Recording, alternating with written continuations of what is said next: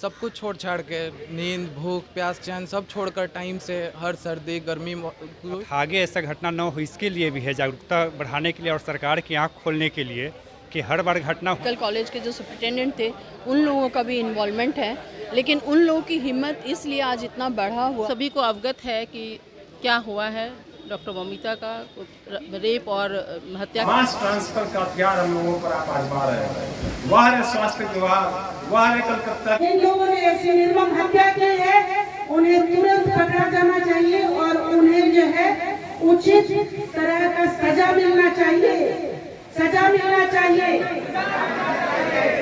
क्या चलेगा और सारे सबूत मिटा दिए गए। तो इस तरह की घटनाएं हो रही हैं, इसके लिए ताकि हम लोग specially the female doctors and the doctors male doctors भी जो हमारे पीछे हमारे सिक्योरिटी के लिए हमेशा मेडिकल ऑफिसर हैं। तो आईएमए के बहुत हमारा भागलपुर ब्रांच के रिप्रेजेंटेटिव हैं, तो मैं चाहूँगी कि रेखा झा मैडम अपना विचार व्यक्त करें और हम लोग को एक मार्गदर्शन दिखाएं कि हम लोग की सेफ्टी करके हूँ कि अपना विचार व्यक्त करें। Doctor Rekha Jha madam IMA president elect हैं।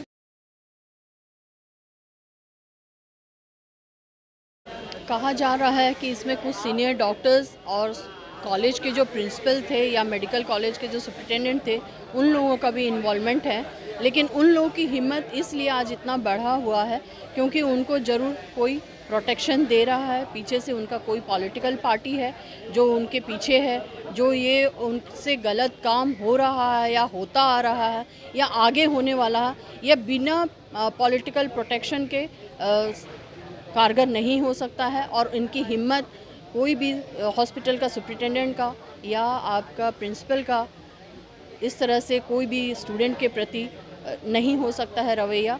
और हम लोग का मुख्य मांग ये है कि कोई भी डॉक्टर है या कोई भी मेडिकल कर्मी है जो काम कर रहे हैं हॉस्पिटल में, सरकारी अस्पताल में, तो उन लोगों का सुरक्षा हमेशा रहना चाहिए। और उनको यदि सिक्योरिटी जो भी है उनके हॉस्पिटल में रखा हुआ, चाहे वो सरकारी हो या प्राइवेट सिक्योरिटी वाले हों, उन लोगों को उतना ज्ञान होना चाहिए और इतना ये होना पावर होना चाहिए कि वो लोग यदि किसी को हेल्प के लिए बुलाते हैं या कोई कंप्लेन दर्ज होता है तो कम से कम उस पर तुरंत से तुरंत एक्शन लिया जाए। और कोई भी लेडी डॉक्टर यदि काम कर रही है कोई भी डिपार्टमेंट में, चाहे चेस्ट टीबी हो, चाहे मेडिसिन हो, चाहे ऑब्स गायनिक हो, चाहे आईसीयू डिपार्टमेंट हो या आपका और भी कोई डिपार्टमेंट हो,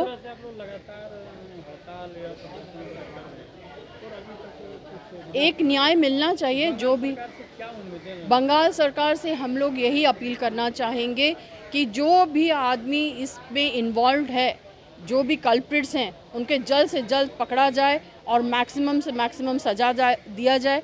ये एक डॉक्टर की बात नहीं है, ये एक नर्स की बात नहीं है, एक मेडिकल कर्मी की बात नहीं है। आजकल मेल और फीमेल डिस्ट्रीब्यूशन, वर्क डिस्ट्रीब्यूशन आप देखते होंगे कि 50-50% हो चुका है।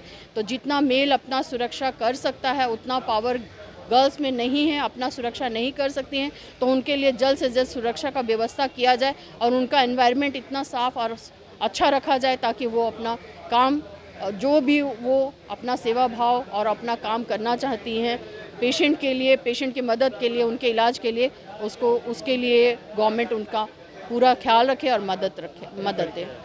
मैं डॉक्टर प्रभाती केसरी भागलपुर मेडिकल कॉलेज अस्पताल, जवाहरलाल नेहरू मेडिकल कॉलेज में मेडिकल ऑफिसर हूँ, HIV एड्स डिपार्टमेंट में, जो मेडिसिन डिपार्टमेंट के अंडर में है।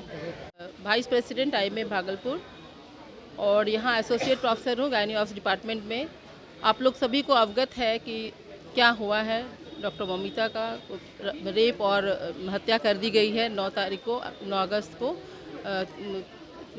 कोलकाता के एक प्रेस्टिजियस मेडिकल कॉलेज में, जहां वो ऑन ड्यूटी थी।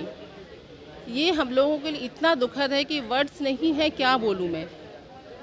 लेकिन आप लोगों को सारी बातें अवगत है, मीडिया पे सारी बातें हैं, यूट्यूब पे सारी बातें सारे आप लोग जान रहे हैं। लेकिन हम लोग उनके सपोर्ट में, ताकि हमारे जो जूनियर्स हैं, हमारे जो बच्चे हैं, वो बहुत ही निगेटिव सिचुएशन में काम करते हैं। हमेशा ही उनको पढ़ाई का प्रेशर होता है, प्रेशर का प्रेशर होता है, सुविधाएं नहीं, जैसे कि आपने सुना अभी हमारे जूनियर डॉक्टर्स बता रहे थे।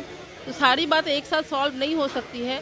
और ये इस बार जो प्रॉब्लम है ये पब्लिक ने नहीं किया है। सबसे शर्मिंदगी की बात है, ये बात पब्लिक की तरफ से नहीं। कई बार होता है कि डॉक्टर मॉब जो है वो डॉक्टर के साथ अन्याय करते हैं, मारपीट करते हैं या हत्या कर देते हैं। उसी का कंटिन्यूएशन चल रहा है। हम अभी तक जो कल्प्रिट हैं वहाँ उनको पकड़ा नहीं गया है, उनको कोई सज़ा नहीं मिली है। और हम लोगों का डिमांड है कि उनको जल्द से जल्द उनको सज़ा मिले। और जिस तरह का जघन्य काम उन लोगों ने किया है, इसकी जो इसके लिए हो सकती है सज़ा, मैक्सिमम सज़ा उनको मिलनी चाहिए। और ये जो करप्शन चल रहा है वहाँ के मेडिकल कॉलेज में, काफ़ी दिनों से चल रहा है, ये सेक्स रैकेट या फिर ड्रग माफिया या फिर पॉलिटिकल प्रोटेक्शन कुछ लोगों को, जिसकी वजह से ये घटना हुई, वो बहुत ही शर्मनाक है। और हम लोग IMA भागलपुर और सारे हमारे जो डॉक्टर्स हैं इस बात की निंदा करते हैं। और हम लोग चाहते हैं जल्द से जल्द न्याय दिया जाए पीड़िता को और पीड़ित परिवार को, और ये प्रोटेक्शन दिया जाए, क्योंकि ये माहौल हर मेडिकल कॉलेज में है। ये माहौल हर मेडिकल कॉलेज में है, सुविधा नहीं है, आराम करने की जगह नहीं है और लोग कम हैं। हमारे जो ये सुरक्षाकर्मी है वो भी काफ़ी मात्रा में नहीं है, हमारे पब्लिक बहुत ज़्यादा मात्रा में। तो ये सारी सुविधाएं होनी चाहिए हमारे कॉलेज में और हॉस्पिटल में, तभी हम लोग अच्छा काम कर पाएंगे। हालांकि हम लोगों ने तो सेवा का प्रण ही लिया है, हम लोग हर माहौल में काम करने के लिए तैयार हैं, कर ही रहे हैं। लेकिन हम लोग बहुत दुखी होकर आज 24 घंटे का हम लोगों ने अपनी OPD सेवा बंद की है प्राइवेट और हॉस्पिटल में। और मुझे ये बात जानकारी मिलनी चाहिए पब्लिक को। हम लोगों ने तो अपना 100% दिया है, अब असर तो आप लोगों को पता करना है। धन्यवाद। कोलकाता वाली जो घटना हुई है उसको लेकर है, लेकिन साथ में उसका प्रोटेस्ट के साथ साथ आगे ऐसा घटना न हो इसके लिए भी है, जागरूकता बढ़ाने के लिए और सरकार की आंख खोलने के लिए कि हर बार घटना होने के बाद ही ये सब काम हो। तो उससे अच्छा है कि पहले उसको रोकथाम किया जाए। जो डॉक्टर एसोसिएशन का पहले से ही मांग है कि प्रोटेक्शन एक्ट लगाया जाए, इमरजेंसी में भीड़ भाड़ रोका जाए, बाहरी आदमी की शिनाख्त किया जाए और उसको गेट पे ही रोका जाए, एक पास दिया जाए जिससे कि पता चले कि कौन मरीज का आदमी है, कौन उसके साथ ऐसे ही सिर्फ दंगा फसाद करने के लिए पहुंचा है। जनरली जो मरीज के अटेंडेंट होते हैं वो नहीं करते हैं, उसके साथ जो फालतू आदमी घुस जाता है वो लोग लड़ाई झगड़ा मारपीट या कुछ भी गलत घटना का अंजाम देते हैं। तो ये सब रोकथाम के लिए तो कितना बार आवाज़ उठाया गया है, IMA के लेवल पर भी, एसोसिएशन के लेवल पर भी और पर्सनली स्टूडेंट वाइज भी, लेकिन कहाँ कुछ एक्शन कभी होता ही नहीं है। तो अब तो ये सब मजाक लगता है कि सिर्फ हम लोग आए 2 दिन का काम किए, उसके बाद काम खत्म, अपना अपना घर चले गए। न सरकार के कान पे कोई जरूरत रहती है, न अपने लेवल पर डॉक्टर भी इसके लिए कुछ नहीं करता है। इसमें डॉक्टर की भी कमी है। हम लोग का एसोसिएशन सिर्फ नाम का है, उसमें काम कुछ नहीं होता है। अगर काम होता तो उसका रिजल्ट हम लोग को दिखता, लेकिन कभी कुछ रिजल्ट नहीं। हम लोग 2005 से देख रहे हैं मेडिकल कॉलेज में आए दिन घटना होता है, 2 दिन 4 दिन पर मारपीट कुछ न कुछ होते रहना है। उसके बाद यही डिमांड होता है, कभी प्रिंसिपल से डिमांड करिए, कभी सुपरिटेंडेंट से करिए, कभी सरकार से मांगिए, लेकिन कभी कोई चीज़ पूरा नहीं हुआ। आज तक डॉक्टर प्रोटेक्शन एक्ट बन गया लेकिन लागू नहीं हुआ है। इमरजेंसी में कुछ भी उसका असर नहीं दिखता है। वैसे ही भीड़ कागज़ में ही वैसे ही भीड़ इमरजेंसी में घुस जाता है। कब किस डॉक्टर को कौन गोली मार के चला जाए कुछ नहीं है। डॉक्टर के पास अपना प्रोटेक्शन के लिए कुछ नहीं तो कम से कम ये कर दिया जाए, नियम बना दिया जाए कि जो डॉक्टर ड्यूटी करते हैं उनके पास अपना प्रोटेक्शन के लिए कुछ दिया जाए। चाहे आदमी दीजिए, आदमी जिसके पास गन हो या कुछ हो, या उसी को रखने का अधिकार दिया जाए कि भाई आप ज़रूरत पर यूज करें। इमरजेंसी में अकेले 2 या 3 डॉक्टर इमरजेंसी ड्यूटी करते रहते हैं, दिन हो या रात हो, कभी कोई आ जा सकता है, किसी का कोई चेकिंग नहीं है। आ करके हो सके बाहर का भी कोई ये हो, पहले का कोई लड़ाई छोटा मोटा झगड़ा हो, उसका भी बदला लेने के लिए आ जाए, मरीज का अटेंडेंट बन करके आकर के गोली मार के चल दे, कुछ पता नहीं है। हाँ, कोई पता ही नहीं है, किसी का शिनाख्त ही नहीं है, कोई पास ही नहीं कि काहे यार, ना कोई चेक करता है। एक सिंपल रेलवे स्टेशन पर जाते हैं या एयरपोर्ट पे जाते हैं, कितना चेक होता है, लेकिन यहाँ हॉस्पिटल में हज़ारों हजार आदमी है, इसका प्रोटेक्शन का कुछ नहीं है कि मेन गेट पर कुछ स्कैनर लगाया जाए, कुछ किया जाए। किसका? मेरा डॉक्टर अमरनाथ कुमार है, assistant professor plastic surgery department. Junior doctor हूँ और ये सारे मेरे दोस्त भी जूनियर डॉक्टर ही हैं यहाँ पे। सारे लोग अपने घर बार को छोड़कर, सब कुछ छोड़ छाड़ के, नींद भूख प्यास चैन सब छोड़कर टाइम से हर सर्दी गर्मी कोई भी मौसम कुछ भी हो, बरसात में भीग कर भी आते, अपनी ड्यूटी पे करने आते हैं, सब कुछ छोड़ छाड़ कर आते हैं।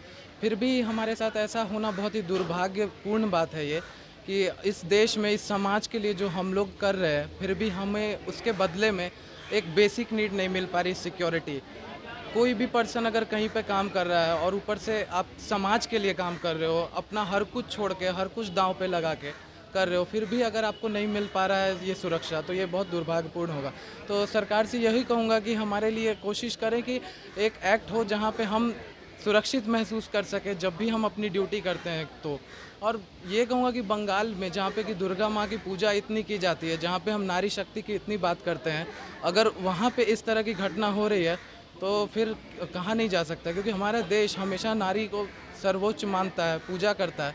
फिर भी अगर हम कहीं पे हों, रात में हमारे साथ ऐसा हो जाए, तो सोच सकते हैं आप कि हमारा देश कहाँ पे जा रहा है। तो कोशिश यही रहेगी कि हम लोग अब इस माध्यम से सरकार तक आवाज़ पहुँचाएं कि हमारी बातों को आप सुने और देखें कि कौन दोषी है और कहाँ तक इस मामले में किसकी संलिप्तता कितनी है, कोशिश करें और उनको कड़ी से कड़ी सज़ा दें।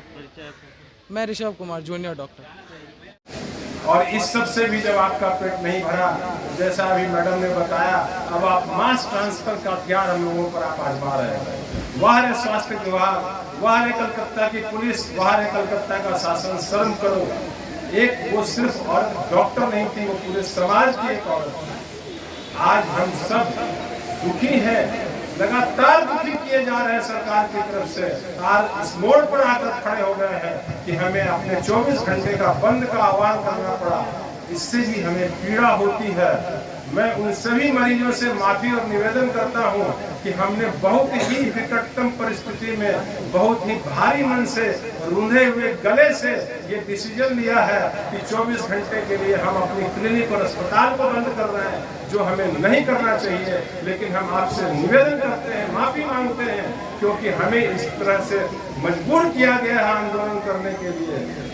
हम इस आंदोलन को किसी भी कीमत पर 24 घंटे के लिए सफल बनाएंगे और अपने सभी बच्चों के लिए बिना बंद के आह्वान के भी आगे तक लड़ते रहेंगे, लड़ते रहेंगे, लड़ते रहेंगे, जब तक कि ये इंसाफ न मिल जाए। ये लड़ाई इस एक घटना से खत्म नहीं होने जा रही है। ऐसी घटनाएं, जब प्रशासन का ये रवैया रहेगा तो ये घटनाएं बार बार होंगी, बार बार हमें अपनी कुर्बानी देनी पड़ेगी। तो आखिर कब तक चलेगा सिलसिला? कहीं तो रोकेंगे।